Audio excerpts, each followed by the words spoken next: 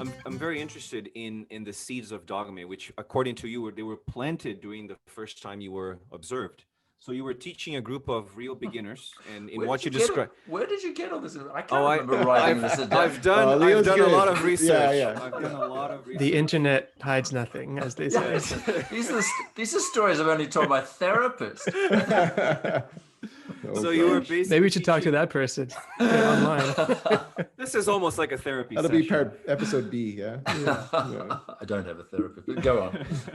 So you were teaching a group Yeah. of real beginners in what you describe as what used to be a broom cupboard, and you didn't know you were going to be observed, and you had nothing prepared for that lesson, but you, according to what you said here, and I quote, you managed to get the students to ask you questions, and then each other, and then him in this case being the director of IH, John Haycraft. Haycraft, exactly. Haycraft. So that was, according to you, your first Dogme lesson. So we'd love to hear you elaborate on that. What did that lesson look like? What did it teach you about language learning and language teaching? Well, I mean, I was winging it in a sense because I knew that I could, and I think it was a real beginners class, and I did already at that stage know how you can get you can scaffold a conversation with real beginners by just asking them questions, which they can ask in one word, and so we managed. I managed that lesson. I really didn't think I was going to be. It was like a royal visit, it was like the king swept in with with his entourage, and there I was thinking I was hidden. It was both there. This was in Hastings, but very shortly after when I went to Egypt again and taking those same techniques with me and refining them, and those lessons which evolved out of the kind of beginning of the lesson chat, partly, but also experiments that I was doing. I thought, because we were working, as I said before, in this very, very tight curriculum, which is very, very structural. The course books were the legacy of the audio lingual approach. Books like First Things First by Louis Alexander. They were the learners were very constrained. You could see that they were kind of frustrated because they couldn't.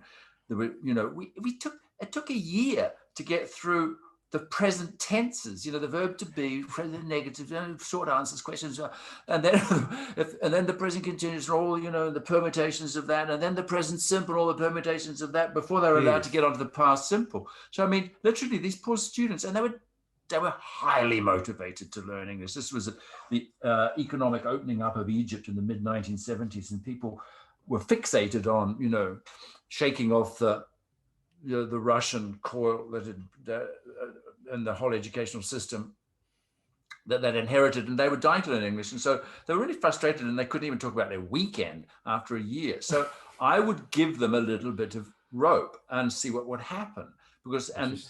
So I would experiment. So like I went in one lesson and I decided I wouldn't speak at all, and I pretended that I lost my voice. And it was, but I orchestrated, I orchestrated a conversation or dialogue or whatever and stuff, and for an hour, and then we had a break. And I went back, and then I started speaking. They were, but I mean, it was just to see, well, what first of all, what could you do without the teacher talking all the time? So that was a kind of instinctive feeling that I was doing too much, and maybe you could just orchestrate this. And this was before I read anything about the silent way. And then there was the famous Time magazine lesson, which I've talked about endlessly. But that was when the scales really did fall from my eyelids, because it was a similar kind of thing where I put up a picture, the cover of the current Time magazine, and then sat down and waited. And this again was probably what we would call an A2 class, or even, and they gradually realizing that I was not going to do anything, I was not going to help them, I was not going to encourage them, I was not going to discourage them. They filled the space that I'd provided with language, with English, but it was English of a kind, but it was interlanguage. It was A1 language. It was lexical, but it was language. And then I had the inspiration to kind of grab, or actually ask one of the students to copy it all onto the board while went out and came back, and the book was full of this stuff. And then what I didn't know then with the term was I kind of reformulated it for them, commenting as I went along on bits and pieces that I felt that were in there, and they copied it down. That was the lesson. It was just like amazing, because it taught me, well, first of all, that, you know, minimal stimulus can create maximal effects. It's the head of the butterfly wing kind of sort of the flapping thing. And then, but more importantly, it taught me that, you know, to trust the students, and that between them, they have a lot more language than any individual has. And but not only that, if you trust them and if you give them that space, that they will fill it. And it was amazing. So that was probably my first purely dogma lesson. And I do quote it endlessly because it was a kind of watershed moment for me. I was going to say, because that actually links very well to the materials light part where, and I think when I interviewed Luke Meddings, we were talking about this. When we reduce the amount of material, as you said, Scott, you're freeing up, as you wisely said, this learning space for the kind of interactive, talk-mediated learning opportunities that are so important, so crucial for language development. Oh, wow. Yeah, well, you see, because, I mean, then what happened, of course, was the advent of the communicative approach. I mean, all this was happening before I'd even heard of the communicative approach, but it kind of burst upon us. Even in Egypt, we kind of, it rippled. We're getting there. We're getting to Egypt now. and it made a lot of sense to me, even more sense, because I was frustrated with this. I mean, you know, although I was very good at this technique, this kind of late stage audio lingualism, I recognized that it was only a bridge so far. You know, it was not going to get them much further than just parroting whatever it was the teacher wanted them to say. And so I needed a methodology which gave them more ownership of the language, more agency, and more fluency. Finally, and then the communicative approach burst upon the scene. I thought, this is it. This is exactly what I was waiting for. You know? So basically, you left the UK and then you moved to Egypt, more specifically Cairo. And there's a fun fact, you mentioned this also, that IH had a different name in Egypt because it was badly translated to like a brothel or something.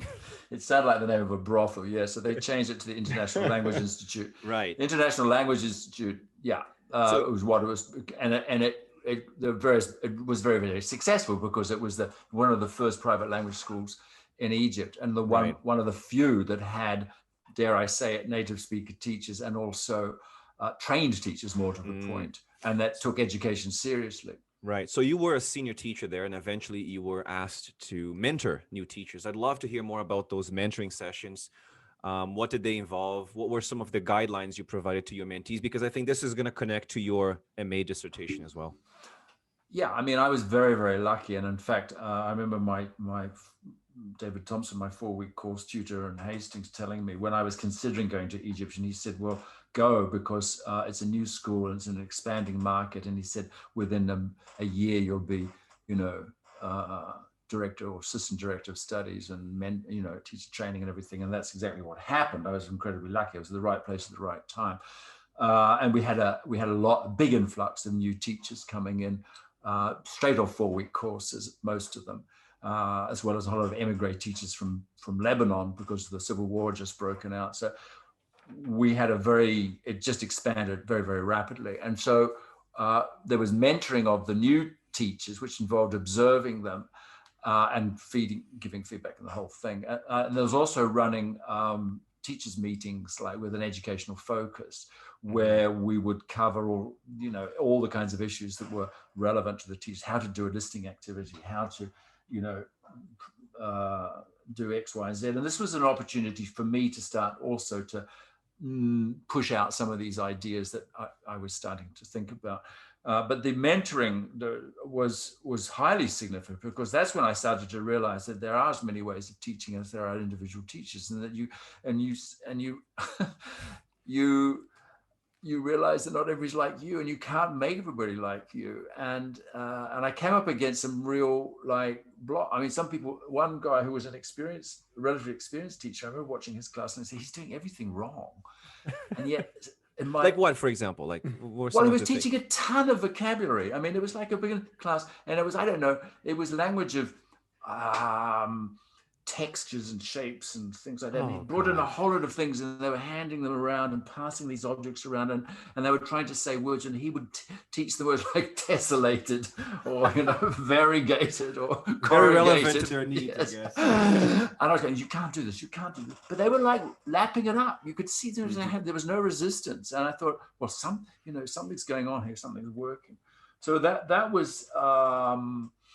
was all very formative, and also very formative, of course, was working at a large school. And I was also on standby a lot of the time just because I had extra hours. So when teachers didn't come in, I had to leap into and that was often. I mean, people got sick a lot. And I remember going into classes and saying, well, I'm going to, sorry, Bobby's not here today. We're going to have to cancel. They say, well, we were canceled last week. I say, oh, God, I better teach you then. So like that. I say, okay, what did you do last lesson? You know, where's it? No, okay, well. And I remember improvising lessons. I remember once actually teaching 2 classes simultaneously. It was 2 classes, the teachers, and I was going from one to the other. And so I say, okay, into pairs, off you go. And then I whip across the corridor and blah, blah, blah, with that. Okay, now you got lot into pairs, and you learn how resourceful you can be with nothing. We made a lot of our own materials. And I was talking to somebody the other day who was a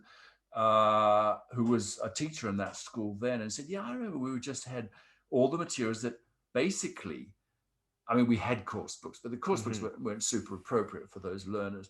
And so we did make a lot of materials. So yeah, I remember we used massive amount of materials, and to this very day can remember the names of the script of particular dialogues that became institutionalized in our school. So yeah, we were very creative as a staff. We were very keen to learn. And I was in this incredibly privileged position, which was a great launching pad into teacher education, because I had all this experience of observing teachers and sort of, you know, helping them make sense of all this.